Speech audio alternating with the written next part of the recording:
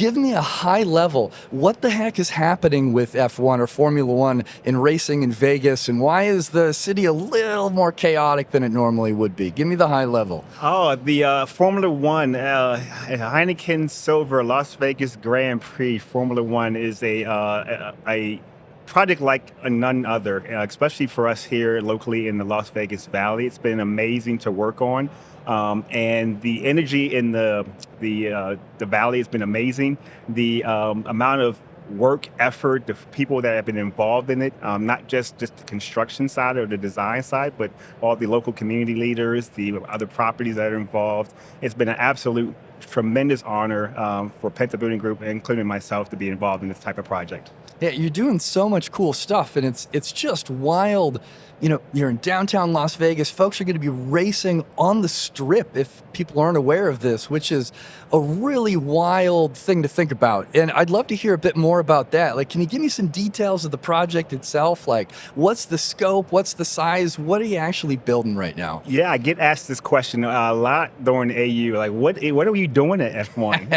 and I always say we're doing everything. We're doing the pit building that's on Harmon and Koval. We are doing the all the barricades, the infrastructure, the asphalt layout, the grandstands. We're coordinating with all the properties, the Regional Transportation Commission, the Metro Police Department, every bit of coordination that is being involved in this project. There are other contractors that are doing the actual asphalt layout, which is a very unique type, which we have some of the best roads in Las Vegas right now in the entire world. I'm sure people are going to be thankful of that once the project wraps. Yes. But I know everybody's hanging out for it's like a 10-year contract, and the races are going to keep coming back. But I think it's wild. I mean, imagine a racetrack. Like, think about just all of the facilities necessary for a racetrack, from lighting to stands to everything else. And a lot of these things are temporary. So you're standing them up, you're taking them back down again. Everything's ready to go. The event starts here in a couple of days. But I wish I was staying. I wish I could hang out. But also, I heard the costs of some of the hotels and stuff are a little bit high. So sadly, I won't be sneaking in to check out some of the races here. But I'd really like to hear a bit more about what it's been like to work on and construct such a unique and time-sensitive project, especially with such a narrow window of time to set everything up. Yeah. Can you tell me especially about what's going to happen, like, day of the race? Like, what's race day going to be like? So the chaos started last year. We basically had 11 and a half months roughly from start of foundations of the pit building until Thursday, which is the race officially starts. And how much time would you have liked to have had? Like, how crazy of a compression of a schedule is that? Ideally, it would have been triple the amount of time, realistically, or double the amount of time. Yeah. So the fact that we had 11 months to put together, all gratitude goes to the folks, the women and men that are out on the job sites, putting work into place, the design teams, the owners that had the vision to bring this to Las Vegas and put it on the world famous Strip.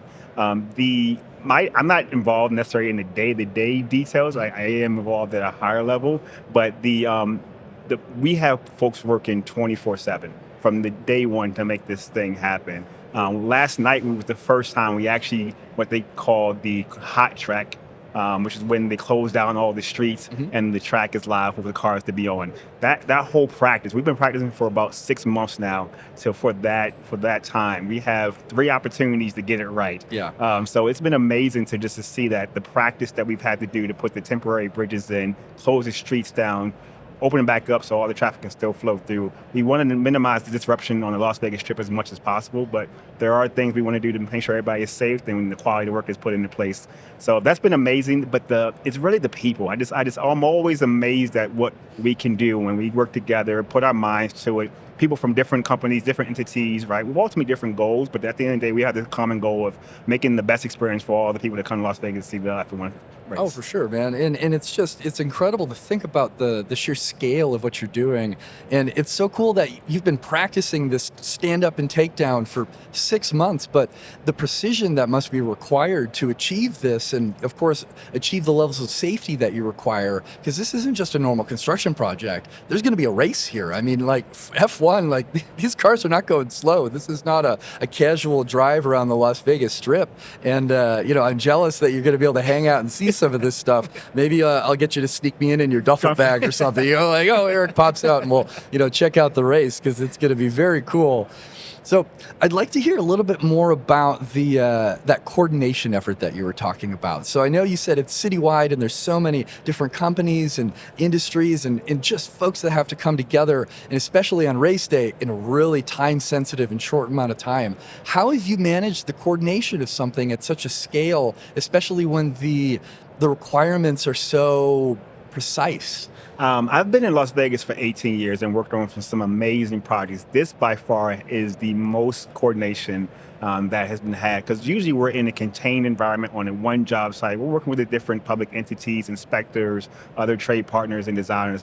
But this is a magnitude where we're touching 3.8 miles of track all through the Las Vegas Valley and specifically on the Las Vegas Strip. And some of the most famous areas that people know of, the Bellagio Fountain, the Caesar's Palace, right in front of Wynn and Venetian, where we're at today here in Sands. So the amount of coordination started at day one, and we have used a lot of different methods and tools that you learned across the past, and there's some tools and methods that we had never had to use before to bring this thing to fruition. But at the end of the day, what it really came back down to is, can we get the information as quickly as possible to the right people, communicate effectively, and make sure everybody's clear and understands the plan of action and what we got to do to make this thing happen.